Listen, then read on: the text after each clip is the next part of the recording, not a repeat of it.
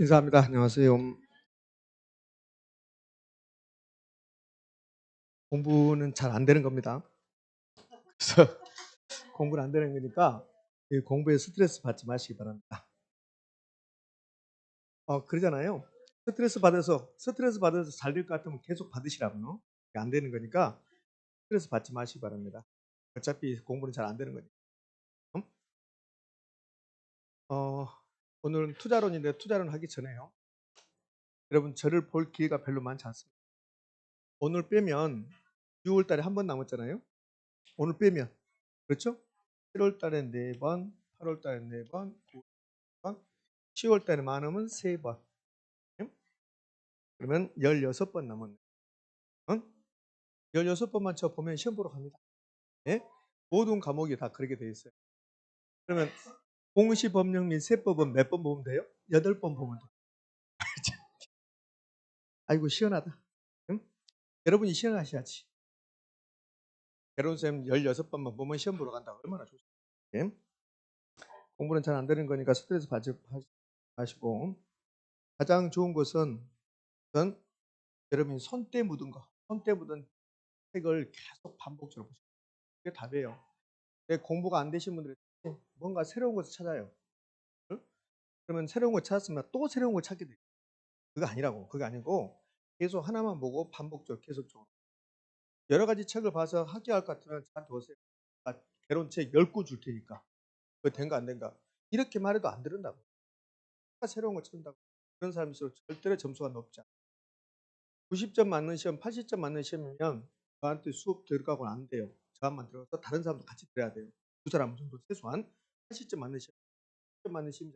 제발, 제발 딱 하나만 해, 하나만. 그것즉 하지 만 뭔가 복잡해. 제가 20 몇 년째 하고 있는데 난 사람 안 된다. 그러면 제가 4일, 5, 제가 작년에는 6일 했고 올해는 5일 하고 있는데 그렇게 하고 그러니까 하나만 되는데 보면 그것도 했죠. 언니만 알고 있어.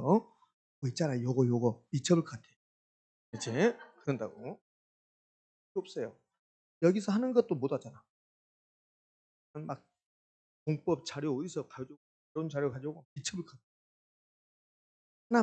하나만 몇 점? 60점. 자, 됐어. 이제 그만하고. 자, 오늘은 투자론 공부할 건데 투자론은 78조. 투자론을 이제 공부할 건데 어려워요. 투자론님. 그러니까 어려운 이유가 내용도 어렵고 여러분이 한번 생각해봐요. 부동산의 특성보다 투자론을 공부를 많이 했는가 생각해봐요. 그렇지 않거든요. 부동산의 특성은 10번 했으면 만약에 10번 했다면 여기는 2번밖에 안 했거든요. 얘를 10번에 하셔야 돼요. 투자론은. 투자론을 10번 하고 분산의 특성은 2번 해야 되는데 반대로 하고 있잖아요. 반대로. 그러니까 공부는 자기가 하고 싶은 것만 해서는 안 되는 거예요. 자기가 하기 싫은 걸 해야 돼요. 시험은 자기가 하기 싫은 걸 나오니까.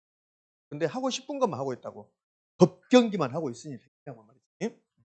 투자론 해보기. 그럼 투자론 이제 오늘 다 투자론을 다 끝내버리 사실은 오늘 투자론 다 끝내버리면 그럼 여러분은 저하고 따로 노는 거야.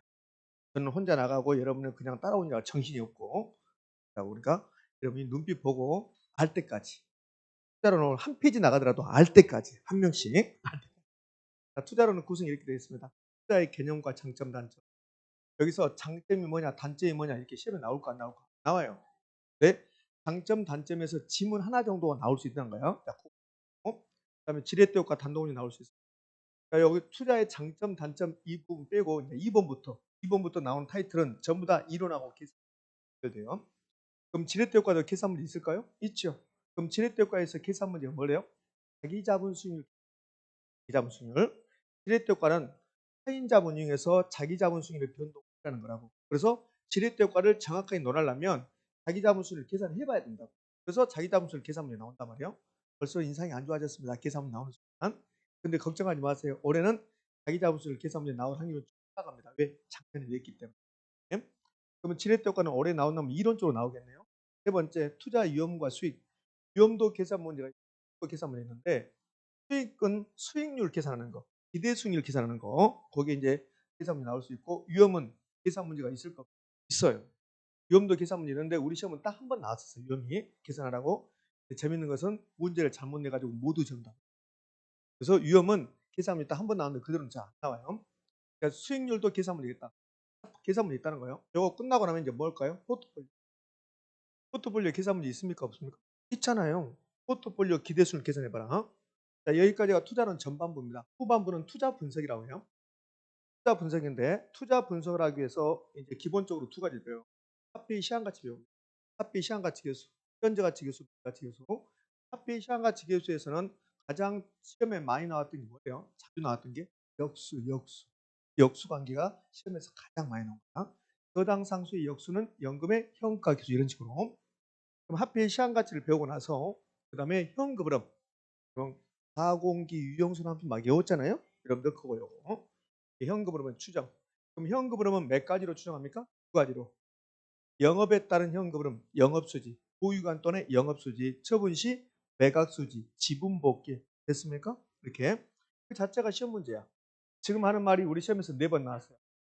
부동산 투자에 따른 현금 흐름은 보유기한 또는 영업 현금 흐름과 처분시 매각 현금 형태로 나타난다. OX?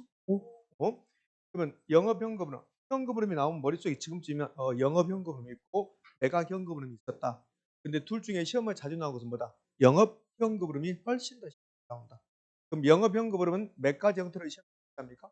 7가지로. 7가지로. 지금쯤이면 그 정도가 있어줘야 돼, 머릿속에. 근데 부동산의 특성은 기억이 있는데 요건 지금 기억이 없어요. 왜? 공부를 안 했기 때문에 어려우니까.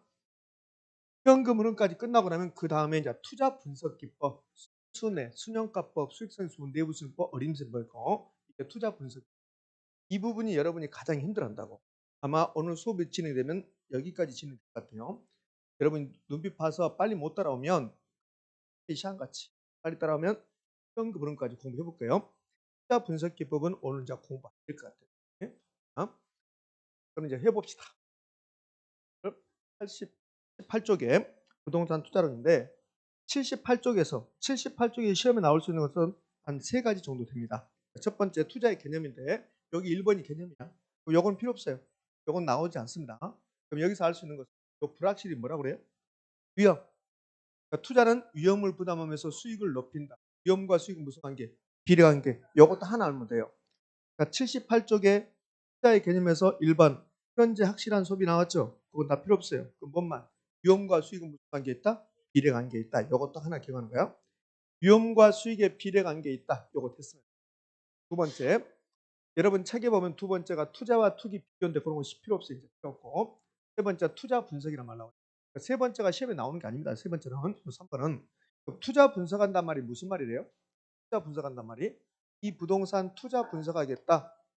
이 부동산이 투자 가치가 있는가 없는가 따져보겠다. 그럼 어느 경우 투자합니까? 현금 수익과 현금 지출 비교해서 수익이 더 크면 투자 가치 있다 없다? 있다. 이거 하는 것을 투자 분석이라고 해요. 투자로는 투자했습니까? 안 했습니까? 안 한 거야. 투자한다면이야. 투자한다면.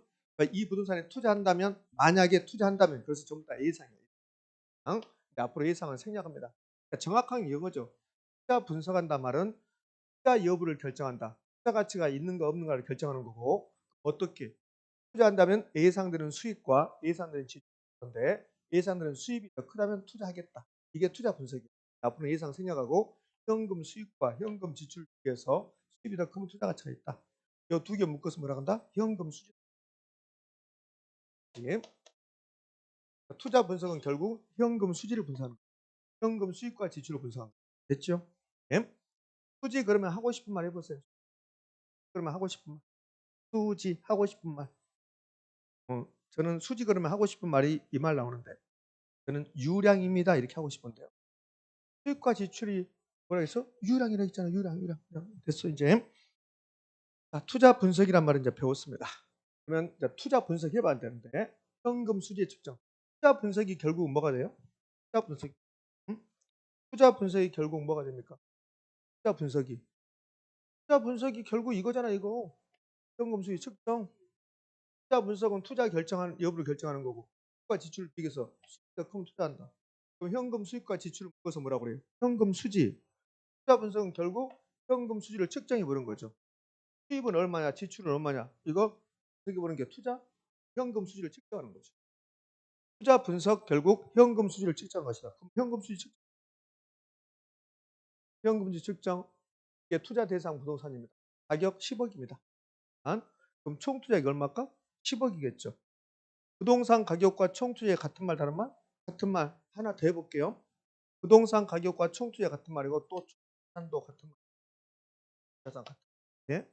부동산 가격, 총투자의 총자산이 다 똑같은 말이에요. 예?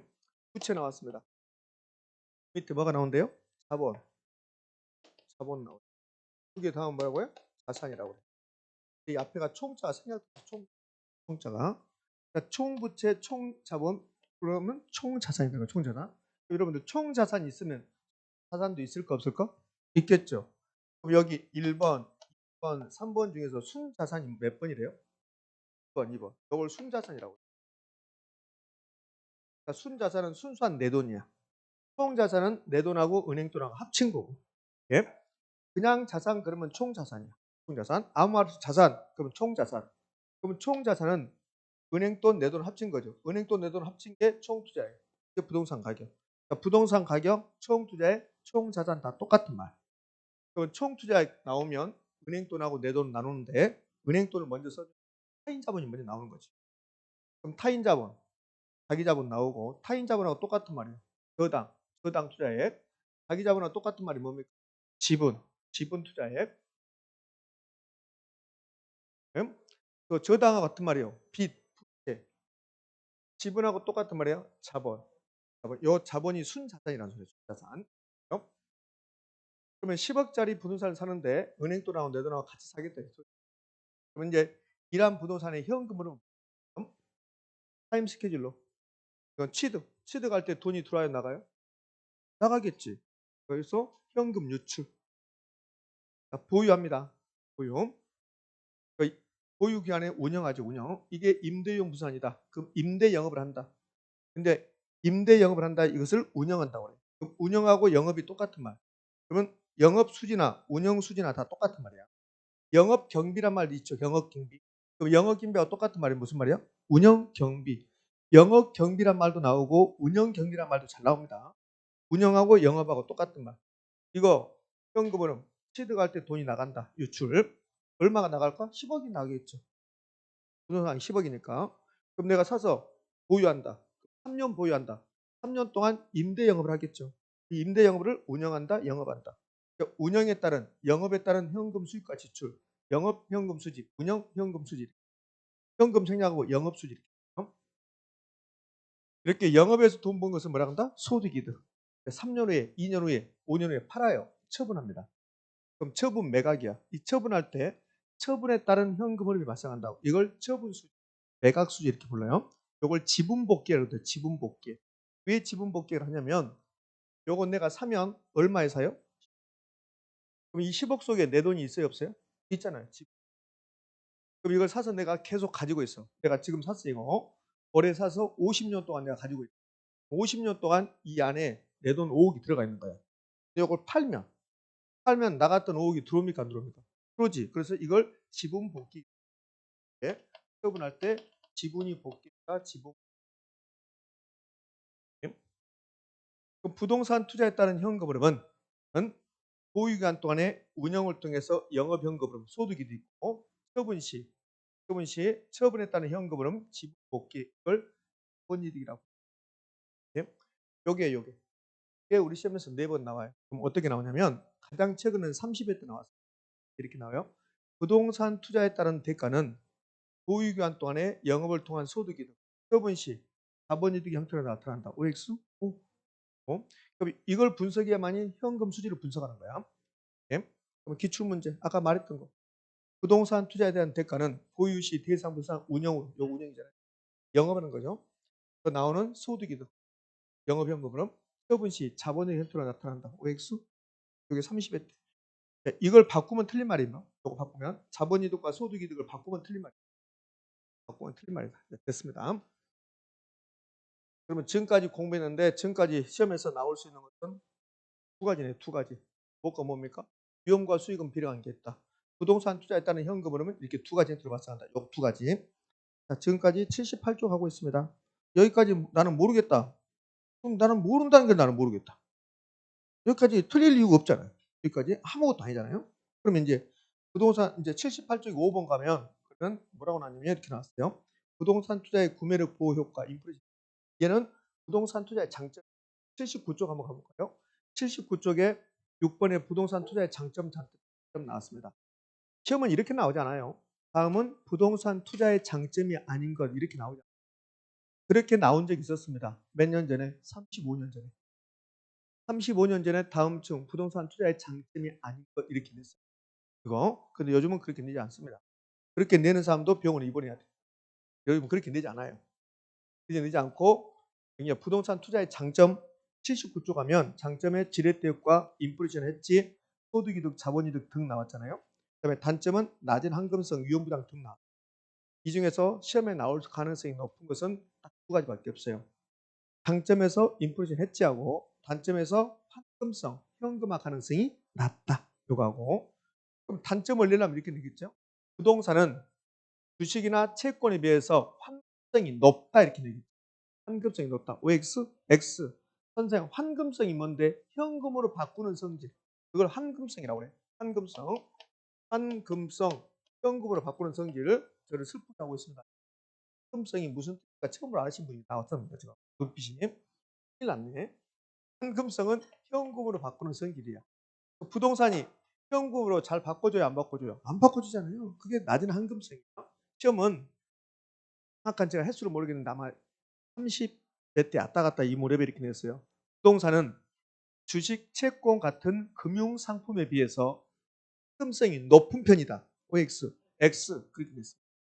그러니까 부동산 투자의 단점, 장점 이런 말 않고 지문 하나 준다. 지문. 그럼 단점은 됐고 이제 장점에 다시 78쪽에 와서 마지막 5번 보면 부동산 투자는 구매력 보호 효과 했지. 이거 이 타이틀만 알아도 돼요. 이건 간단합니다. 제가 자세히 써놨지만 이런 뜻이에요. 인플레이션이 발생했다. 그럼 인플레이션이 지금 발생했는데 인플레이션이 뭐냐고 알아야 돼. 인플레이션이 뭡니까? 물가가 올라가는 거. 물가가 올라가고 돈의 가치가 떨어지는 거, 화폐 가치가 떨어지는 거. 이게 인플레이션. 인플레이션을 가장 정확하게 표현하는 말이 10,000원짜리 가지고 시장 가봐야 살 게 없다 그 말이에요. 그럼 왜 살 게 없을까? 물건의 가격이 올라갔으니까. 그럼 돈의 가치가 떨어졌으니까. 그게 인플레이션. 지금 우리나라가 거의 모든 물건이 올라가거든요. 올라갔잖아요. 보면 시장 가봐요. 다 올라갔지. 안 올라간 것은 아마 시골 상품에 안 올라갔대요. 그래서 시골 상품이 농산물이 도시로 오면 비싸지는데 시골에서는 안 비싸요. 시골에서는 똑같아요. 도시로 오면서 비싸지는 거야. 도시로 오면서. 네? 유통 과정에서. 이게 이제 인플레이션이거든요. 그럼 인플레이션이 무슨 뜻입니까? 낸다 안 낸다? 안 내, 이거는. 안 내고. 그럼 인플레이션이 발생을 한다면 그러면 당신이 돈 10억이 있으면 인플레이션이 발생할 것 같으면 부동산에 투자하랍니까? 현금 가지고 있습니까? 그거 물어보는 거예요. 그럼 화폐 자산 보유한다. 이게 현금을 가지고 있다는 소리예요. 그럼 현금 가지고 있으면 화폐 가치가 돈의 가치가 떨어져요. 근데 부동산에 투자한다면 인플레이션이 10% 발생했습니다. 그러면 10%만큼 부동산 가격이 올라간다 이거예요. 10억짜리가 얼마가 되는 거야? 1억이 되는 거야. 현금 가지고 있으면 10억이 그대로 10억이야. 그럼 화폐 가치가 떨어져요. 이거는. 근데 부동산에 투자했는데 인플레이션만큼 부동산 가격이 올라가 준다면 인플레이션 10%만 올라가 준다면 부동산 가격이 1억이라고. 그러면 11억인데 이걸 인플레이션을 빼버리면 가치가 10억. 부동산에 투자한다면 10억이 그대로 10억으로 남는 거야. 그럼 부동산에 투자하면 11억이 10억이 됐으니까 화폐 가치는 10억이 됐으니까 화폐 가치가 떨어집니까? 안 떨어집니까? 안 떨어져. 그대로 10억이 유지하고 있으니까 화폐 가치가 떨어진 것을 막아준다. 방어한다. 화폐 가치가 뭐래요? 화폐 가치가? 돈의 가치가 뭡니까? 돈의 가치가 뭐예요? 물건을 사는 힘. 돈이 물건을 살 수 없다. 그럼 그냥 종이떼기잖아. 근데 그 종이떼기가 뭘 줘요? 물건을 살 수 있잖아요. 그럼 화폐 가치가 구매력이라고. 구매력. 그럼 화폐 가치가 떨어졌다. 화폐 가치가 떨어졌다. 구매력이 떨어졌다는 소리예요. 화폐 가치가 떨어진 것을 막아줬다. 구매력을 보호해준다. 이거 하나 한번 기억하시면 돼요. 제가 복잡하게 설명했잖아요. 복잡하게 설명했는데 결국은 이겁니다. 당신 인플레이션이 발생할 것 같으면 현금 가지고 있을 때 부동산 살래요? 부동산 사겠습니다. 왜요? 화폐 가치가 떨어진 것을 막아주니까. 구매력 보호 효과가 있으니까. 부동산 투자는 구매력 보호 효과가 있다. 인플레이션으로부터 화폐 가치가 떨어진 것을 막아준다. 방어해준다. 그래서 인플레이션이 됐죠. 네. 자, 78쪽이 다 끝났고요. 자, 79쪽 가면 지렛대가 나왔습니다. 그럼 지금까지 공부했던 거 세 가지 공부한 겁니다. 첫 번째 유형과 수익은 필요한 게 있다. 두 번째, 부동산 투자에 따른 대가는 영업현금으로 처분시험금으로. 세 번째, 구매력 보호 효과가 있다. 지렛대 효과. 지렛대 효과 79쪽. 지렛대 효과는 개념, 유형, 그다음에 이제 네 가지 이론적으로 공부할 네 가지요. 책 먼저 봐요. 79쪽에 지렛대 효과 전부 정리되는데 1번이 개념이고 2번 유형이고 3번 타인 자본 이용했을 때 투자했을 때 나타나는 현상하고 4번 지렛대 효과 전환. 여기까지가 이론적으로. 5번은 계산 문제. 그럼 이론적으로는 네 가지밖에 안 되는 거야. 그럼 개념부터 해서 지렛대 효과가 시험에 나오잖아요. 이론적으로 나오면 개념부터 해서 밖에 없어요. 왜? 네 가지밖에 안 돼. 개념. 타인 자본 이용했을 때 자기 자본 수는 진폭을 크게 한다. 여기서 뭐 진폭을 크게 한다 이렇게 하지 말라고요. 그러니까 지렛대 효과는 타인 자본 이용했을 때 내 돈의 수익률, 내 돈의 수익률이 자기 자본 수익률에 변화한다. 이걸 지렛대 효과라고 해요. 물론 변하지 않는 경우. 이제 우리를 힘들게 하는 게 이런 겁니다. 요 자기 자본 수익률을 다른 말로 자기 자본은 뭘까? 지분. 그러면 자기 자본 수익률은 지분 투자 수익률 이렇게 할 수 있어요. 또는 지분 투자액 대비 투자 수익률 이렇게 할 수 있다고. 투자 수익률, 지분 투자액 대비 투자 수익률. 이걸 또 지분 투자액 대비 투자 수익률 이렇게 할 수 있단 말이에요. 그러니까 여기 자기 자본 수익이 이거 똑같은 말이다. 이걸 알면 쉬워져. 이걸 모르니까 같은 말 외워야 되고. 그럼 지분하고 똑같은 말이 뭐라겠어요? 투자산. 투자산, 투자 수익률 이렇게 해도 상관없다는 거야. 그럼 순자산, 투자산 대비 투자 수익률 해도 상관없다는 거야. 그러면 자기 자본하고 자기 자본 수익하고 똑같은 말이야. 지분 투자 수익률. 투자산 대비 투자 수익률하고 다 똑같은 말이야. 그럼 지렛대 효과를 논할 때 타인 자본 이용했을 때 자기 자본 수익률, 지분 수익률, 투자산 대비 투자 수익률의 변화를 처리한 것을 말합니다. 지렛대 효과. 됐습니다. 예? 진폭을 표현한다 필요 없어. 그냥 변화를 처리한다 이렇게 합니다. 근데 꼭 타인 자본이라 할 필요 있을까 없을까? 없어요. 타인 자본이 저당이고 저당이 융자고 차입이고 그럼 차입을 이용해서 융자를 끼고 저당을 이용해서 전세를 끼고 주택 샀다. 전부 다 뭐요? 지렛대 효과. 그럼 지렛대 효과 개념이 끝났네요. 차입금, 투자산, 대비 투자 수익률, 투자 대비 투자 수익률 다 똑같아. 전세금을 이용했다, 저당을 이용했다, 주택 구입했다. 그것도 지렛대 효과다. 세 번 나왔어요. 전세를 이용해서 주택을 구입한 것도 지렛대 효과의 일종이다. 세 번이나 나왔어요. x 그럼 이제 개념이 끝났습니다. 개념이 끝났으면 이제 유형을 볼 건데 유형을 보기 위해서 이런 거 볼게요. 여러분 책임 전액 자기자본 투자했어요. 그러면 전액 자기자본 투자했으면 차입금이 있어요? 없겠죠.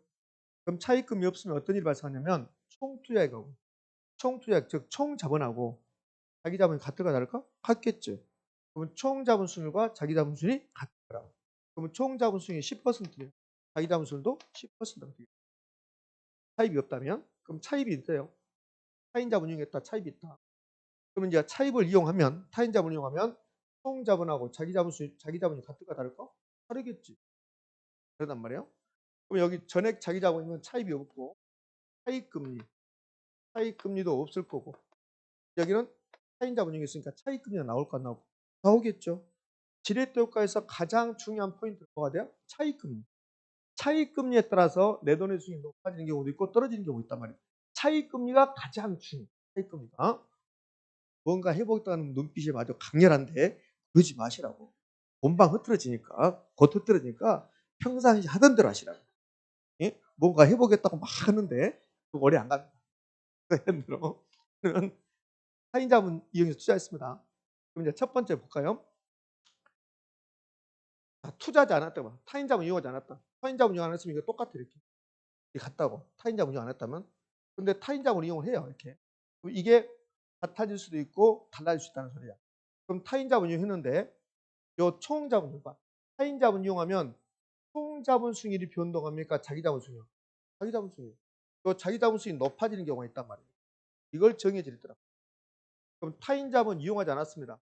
총자본과 총자본과 자기자본 똑같은데 타인자본 이용해서 내 돈의 수익이 높아져 버리면 그러면 총자본 수익보다 자기자본 수익이 높아지는 경우가 나온다면 이렇게 그걸 정해 드리더라고요. 그럼 시험은 이렇게 내겠죠. 정의 지렛대 효과란 어느 경우에 발생합니까? 이렇게 낸단 말이에요. 아직 그것까지는 안 배웠어요. 그럼 정의 지렛대는 어느 경우가 정해질 때입니까?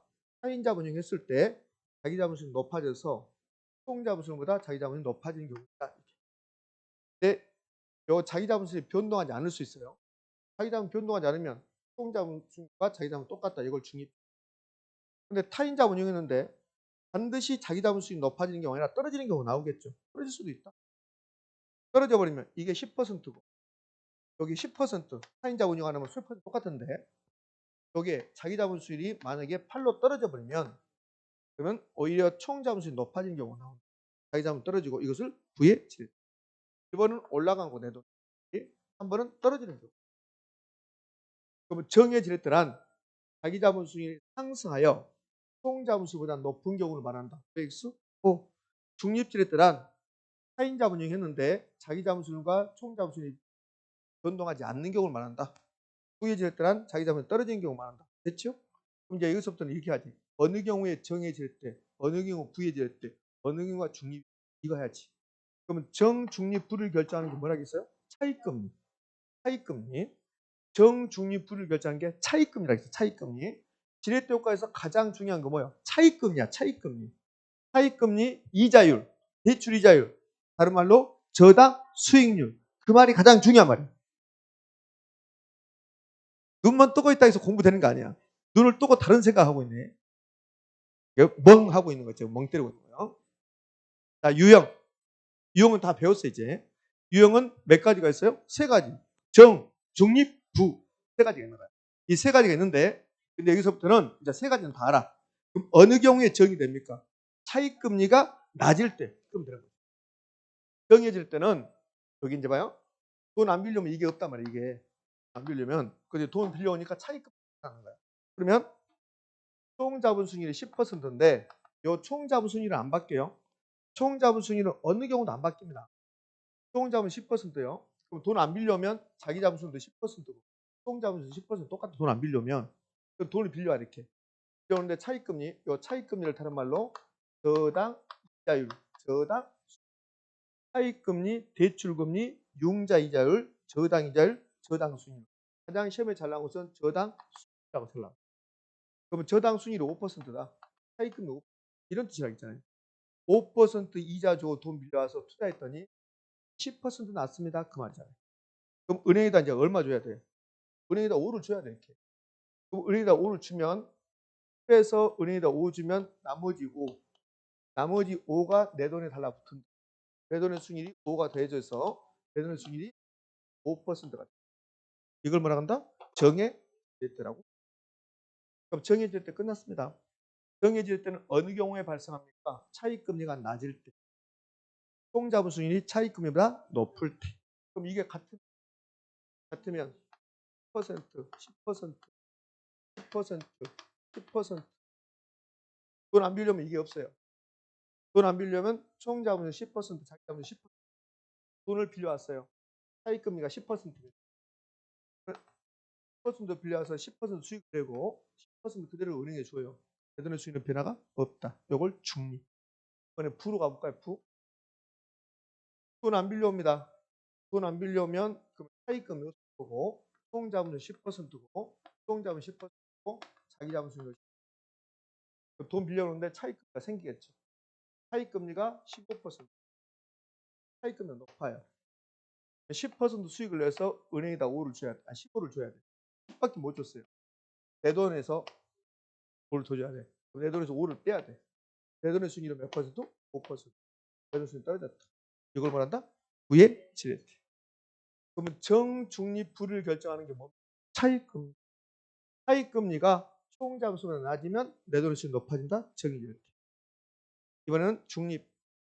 차익금리하고 총자본수익이 같을 때 자기자본수익이 변동하지 않는다. 중립지렛대. 요걸 잘 낸단 말이야. 이렇게 낸다. 중립지렛대란 자기자본수익이 변동하지 않는 경우를 말한다. OX? 오, 오잖아. 중립지렛대란 자기자본수익이 변동하지 않는 경우를 말한다. 맞죠? 자, 그렇게는 요즘 내지 않아요. 그것은 20년 전에 낸 거라고. 요즘은 이렇게 낸다고.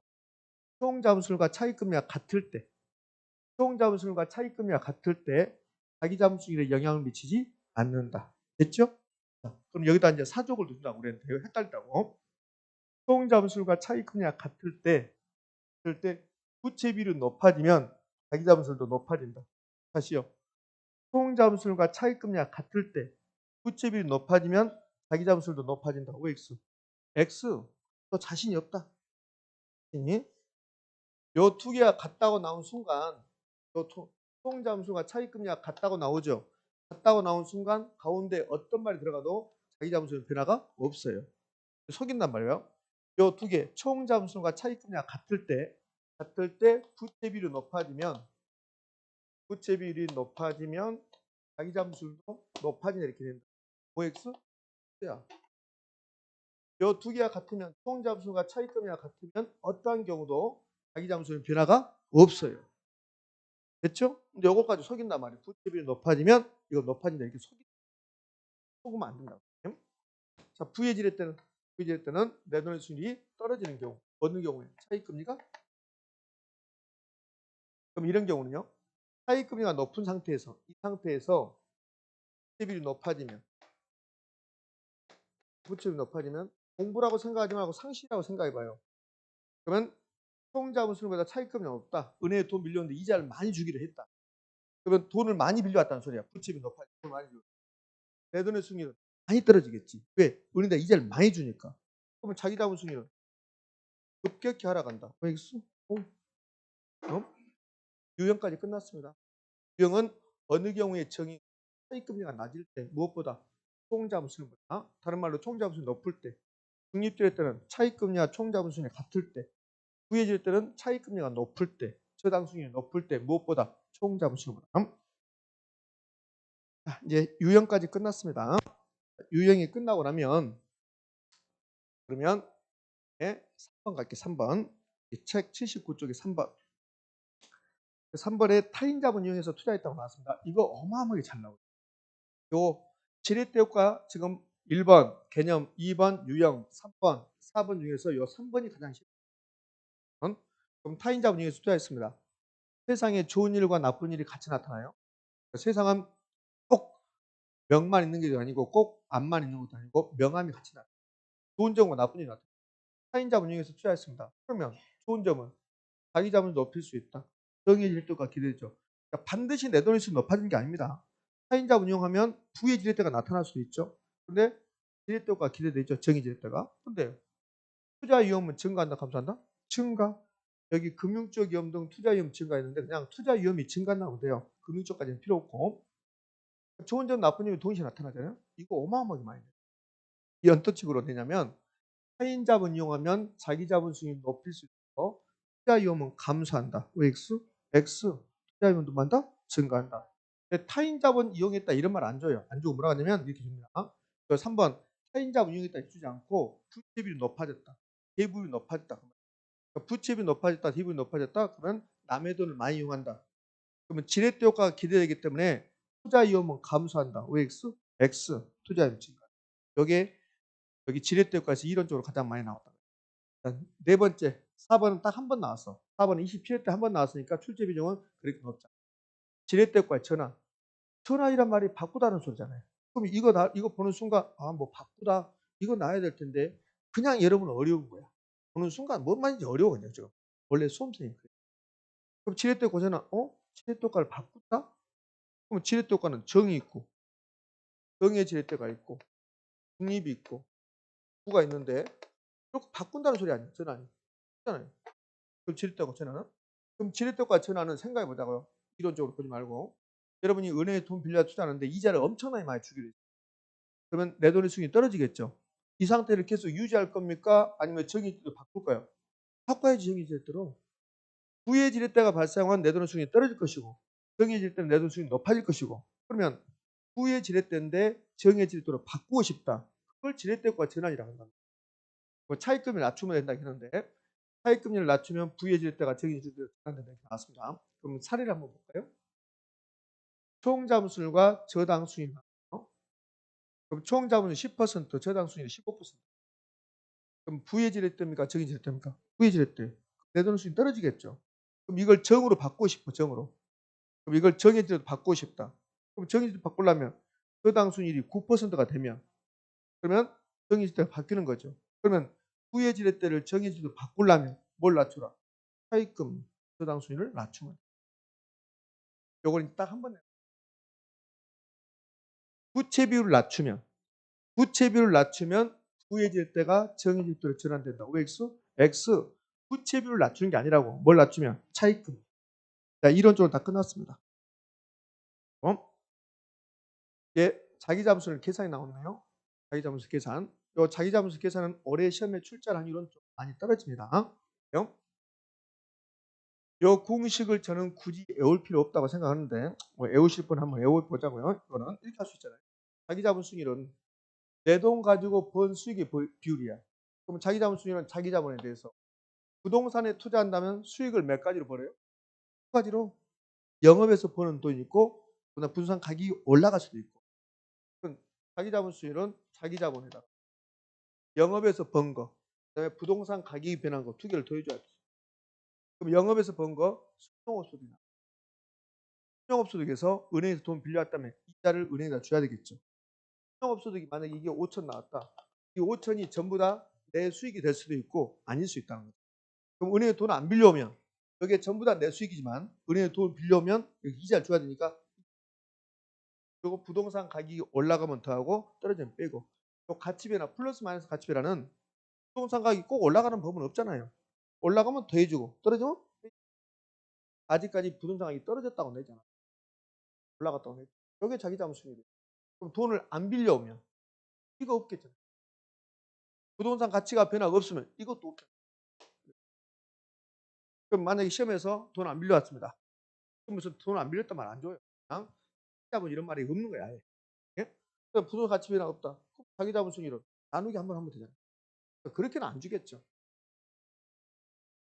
이게 자기 자본수익 하나 있고 자기 자본수익 두 가지가 있어요. 이게 있고 또 하나가 총총차부라는 게 있습니다.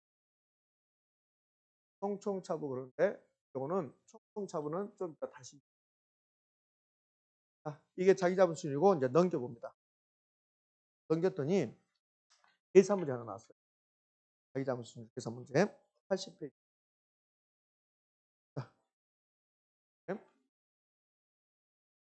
부동산 가격이 10억이나 나왔고 타인 자본이 5억이나 나왔고 순용업소득 6천 타입 이자율이 5% 부동산 가격이 5% 상. 이때 자기 자본수를 구하라. 자, 이제 봅시다. 요 타인 자본 5억 이용했다 이렇게. 그럼 얘는 그렇게 어렵잖아요. 얘는 그러면 요 부동산 가격이 10억, 타인 자본 5억, 요즘은 이렇게 내지 않아요. 물론 이렇게 내면 우리한테 좋겠죠. 요걸 다른 말로 해보세요. 부동산 가격이 10억이다. 타인 자본 5억이다. 요걸 다른 말로 하면 어떻게 할 수 있어요? 타인 자본 5억이다. 요 말을 이렇게 내요. 자본 10% 이용했다 이렇게. 부동산 가격이 10억인데 타인 자본은 5억이면 타인 자본은 50% 이용했다 이렇게 된다. 또 다른 말로 타인 자본 50% 이용했다. 이걸 또 다른 말로 하면 뭐라 할까? 대부 비율. 대부 비율이 몇 퍼센트일까? 50%. 이런 것들이 어려우신 분들은 개론이 전반적으로 어렵게 됩니다. 이거 보는 순간 그렇네. 타인 자본은 5억이라고 내지 않고 타인 자본은 50% 이용했다. 대부 비율 50%다. 이게 떠올라주면 쉬워질 건데 여기 이제 안 되면 개론이 전반적으로 어려운 거예요. 그럼 요즘 이렇게 나오고 있단 말이에요. 그다음에 이렇게 낸다 하더라도 타인 자본 50 하더라도 그렇게 어렵지 않아요. 그래서 이걸 주면서 최근에는 두 가지를 동시에 첫 번째 타인 자본 이용하지 않았을 때 자기 자본 수익. 타인 자본 50은 이용했을 때 자기 자본 수익. 작년에는 타인 자본 이용하지 않았을 때하고 타인 자본 40% 이용했을 때하고 점점 짜증나기만 됩니다. 50이라고 하면 좋을 텐데 40이면 진짜 짜증나. 예? 50은 딱 절반이니까 좋잖아요. 40 내면 순간 좀 힘. 얘도 이제 이 문제를 이렇게 이거는 상태 이제 기억 여러분 이제 우리 책에 있는 거 기억이라고 하고 타인자본 50은 이제 자기 자본수를 자기 자본수를 자기 자본 자기 자본 얼마? 5억. 선생님 여기 10억 나왔는데 왜 5억이래요? 그냥 5억 하자고. 10억 중에서 타인 자본 5억이니까 내 돈 5억. 그럼 순영업소득 얼마? 그럼 돈 빌려왔어 안 빌렸어? 빌려왔네. 타인 자본 5억을 마이너스. 마이너스 이자 비용 빼야 되겠죠. 돈은 5억을 빌려왔고 5억에서 이자율 몇 퍼센트? 5%. 0.05. 그럼 이거는 2,500이야. 은행에다 2,500 이자 줘야 돼. 부동산 가격이 올라갔죠? 5% 플러스 10억짜리가 5% 올라갔으니까 얼마 올라갔어요? 5천이 올라. 그럼 이건 5천이 올라. 그럼 이렇게 할 수 있네. 5억을 투자했는데 영업에서 6천 번데 그 중에서 2,500은 은행 주고 대목을 뜨는 것은 3,500이고 그다음에 부동산 가격이 5천이 올라. 5억을 투자한다면 8,500 벌 걸로 예상되는 거예요. 네? 그래서 몇 퍼센트? 됐죠? 여러분 이제 책에 나온 것은 이 정도야. 근데 만약에 여기다가 니은 타인자본 이용하지 않았다. 타인자본 이용하지 않았다. 전액 자기자본이다. 이때 자기자본수를 구해보자. 이때는 5억이야 10억이야. 5 하면 안 된다고. 여기서 헷갈린다 여러분이. 그래서 타인자본 이용하지 않았잖아요. 그럼 요 10억이 전액 내 돈이 되는 거야. 어. 아, 너 보고 있다. 눈 뜨시란 소리야. 눈을 떠. 눈을 뜨세요. 선생님 나는 눈 감고 있는 이유는 나는 기도하면 안 할 건데요. 아 그래 눈 감아. 그럼 기도 마고 10억. 순용업소득 얼마? 6천. 타인자본 이용하지 않았죠? 그럼 전액 이게 다 내 돈이야. 부동산 가격이 얼마 올라갔어요? 5천이 올라갔잖아요. 됐죠? 자 그러면 질문. 요 사례는 정의 지렛대입니까? 부의 지렛대입니까? 중립 지렛대입니까? 정의 지렛대잖아요. 돈 안 빌려면 11%, 빌려왔더니 17%, 그럼 6% 올라갔죠. 정의 지렛대 6%. 왜 정의 지렛대인가 볼까요? 총 자본 수익률 몇 퍼센트일까요? 이 사례에서 총 자본 수익률 몇 퍼센트일까요? 총 자본 수익률 몇 퍼센트? 총 자본 수익률. 총 자본 수익률 몇 퍼센트? 11%. 돈을 안 빌려오면 총 자본 수익률하고 자기 자본 수익률하고 같잖아. 빌려오면 안 빌려올 때 11%내 돈의 수익률이 자본 11%. 그럼 총 자본 수익률이 11%고 차익 금리가 5%잖아. 그럼 차익 금리가 낮죠. 그러니까 정해진다. 괜한 말을 해서 여러분들 심기를 불편하게 한 것 같아. 미안합니다. 괜한 말을 해서. 여러분들 이 위에 것은 책에 있는 거니까 혹시 자본 이용하지 않았다. 그때 자기 자본 수익률은 12%다. 이렇게. 그래도 뭔가 희망이 보입니다. 여러분들 3월 달에 비해서 훨씬 더 편안한 마음으로 지금 수업을 듣고 있는 것 같아요. 3월 달에는 정신이 없었어요. 3월 달에는 절반 정도가 이걸 내가 공부를 해야 돼 말아야 돼 이런 생각을 가지고 있었는데 근데 5월 달, 6월 달 되니까 좀 많이 7월 달, 8월 달 되면 더 좋아져요. 이렇게 돼 있어요. 10월 달, 9월 달 되면 이제 더 좋아지고 근데 항상 그 택이다. 민법을 열심히 하면 돼. 됐습니까? 네?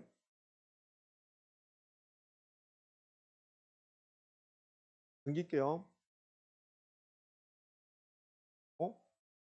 자기 자본수를 계산 이제 2개 나오잖아요. 여기 양가로 이번에 이렇게 나왔어요. 총 자본수익률 10%, 저당 수익률 8%, 대부비율 50%. 이거는 지금 자기 자본수익 물어보는데 금액 안 줬죠. 부동산 가격 안 줬죠. 이렇게 되면 총차부 외우시면 돼요. 출제 비중은 좀 떨어져요. 아까 자기 자본수익에 비해서 출제 비중 떨어집니다. 이건 총차부로 외우면 된다. 총 자본수익률, 총 자본수익률, 차익금리 이걸 총차부라고 그래요. 여기다 대입하면 돼 그냥 대입하면. 그럼 총 자본수익률 몇 퍼센트? 10% 플러스 총 자본 10%, 저당 수익률 차익금리 8% 빼고 곱하기 여기에 이제 부채비율 들어가요. 이제 부채비율이 뭔 말인지 모르면 그래? 그럼 이 대부비율 나왔는데 이 대부비율하고 부채비율하고 또 같은 걸로 보면 안 된단 말이에요. 그럼 이 대부비율 나왔으니까 대부비율을 가지고 이 부채비율은 대부비율 나오면 이거는 거의 30분 한 것 같아요. 대부비율 나왔습니다. 그 밑에 무슨 비율? 지분 비율. 이거는 필연적으로 해야겠잖아요. 이렇게 대부분 나오면 지분 비율. 다음은 몇? 대부 비율 나왔습니다. 그때 무슨 비율? 지분 비율. 나누면 이게 뭐예요? 부채 비율. 응? 부채 비율 그랬잖아요. 요거 수사 생각해봐요. 얼마나 많이 했는가. 근데 아직도 모르고 있다. 그럼 공부 안 한 거지. 어려운 게 아니라 공부를 안 한 거지. 얼마나 많이 했는데. 앞으로 시험 볼 때까지 최소한 제2볼 통해서 10번 나오고. 그래도 시험장에 가서 모른다. 어떡하지? 부채 비율 나왔어. 를 만들어 봐야지. 대부 비율.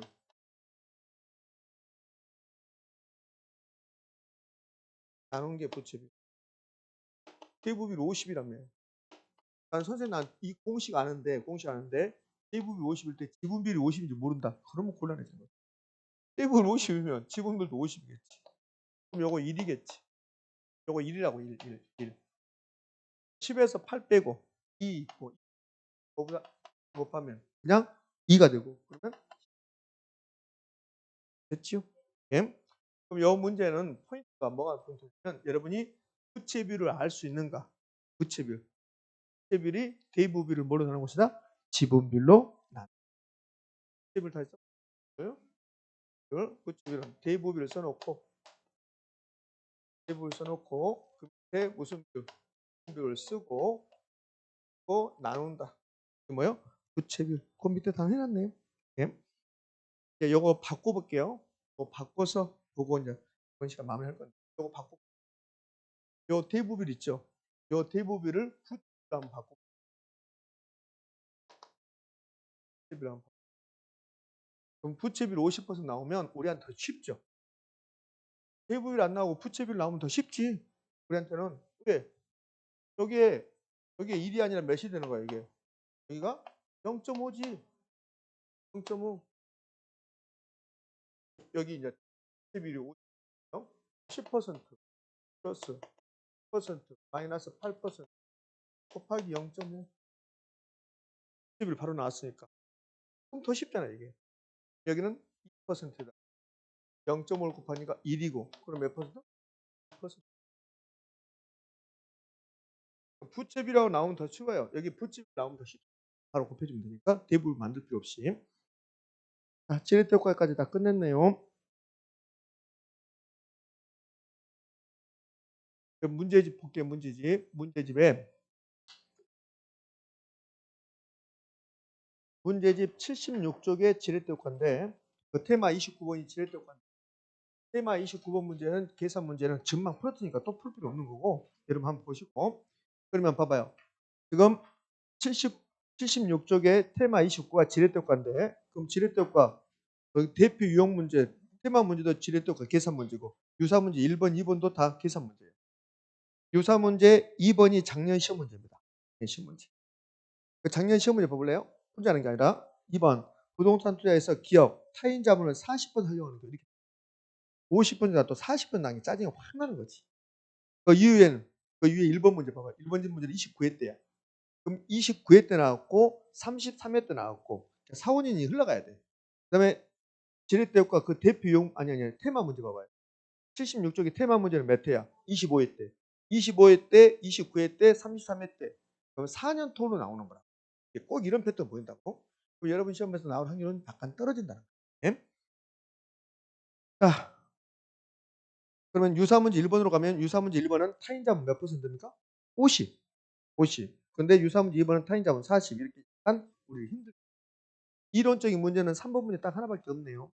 그럼 이론적인 문제 3번 문제 20회 때 나왔던 건데 20회 때인 게 좀 오래됐죠? 자, 보기요. 틀린 거 그랬으니까 한번 볼까요? 다음 유사문제 3번 20회 때 나왔던 거 틀린 거 그랬습니다.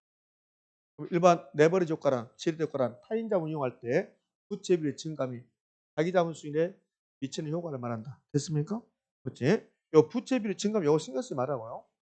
지렛대 효과는 타인자본 이용했을 때 내 돈의 수익이 미치는 효과를 말한다. 예?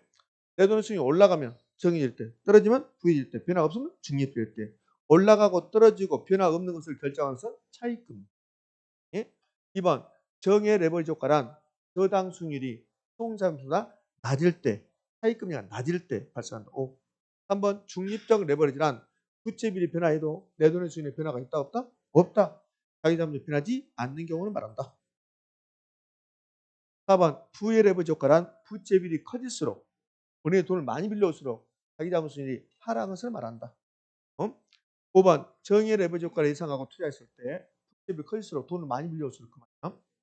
경기 변동이나 금리 변동에 따른 투자 위험이 증가한다, 감소한다? 증가.